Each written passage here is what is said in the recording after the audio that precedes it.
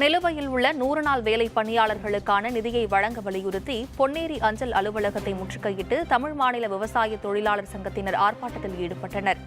திருவள்ளூர் மாவட்டம் பொன்னேரியில் தமிழ் மாநில விவசாய தொழிலாளர் சங்கம் சார்பில் அஞ்சல் அலுவலகத்தை முற்றுகையிடும் ஆர்ப்பாட்டம் நடைபெற்றது.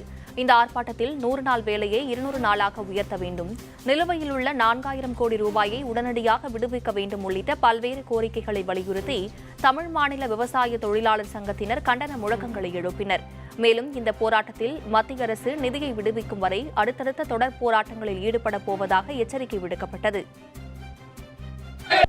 தொழிலாளர்களுக்கு வழங்க வேண்டிய கூலியை முழுமையாக வழங்க வேண்டும். இந்திய தொழிலாளர் மாநாட்டில் ILCயில் ஏற்றுக்கொண்டவாறு இந்த திட்டத்தை 100 நாள் என்பதை 200 நாள் வேலை வழங்குகிற உறுதி திட்டமாக மாற்ற வேண்டும். அதை நகர்ப்புறங்களுக்கும் விரிவுபடுத்த வேண்டும். இது அரசாங்கம் ஏற்றுக்கொண்டதால் ஊதியம் என்பது இன்றைக்கு இருக்கிறதிலிருந்து 700 ரூபாயாக உயர்த்த வேண்டும். வழங்க வேண்டிய நிலுவைத் தொகையை உடனடியாக ஒன்றிய அரசு விடுவிக்க வேண்டும். இது தொழிலாளருக்கு ஊதியத்தை வழங்க வேண்டும்.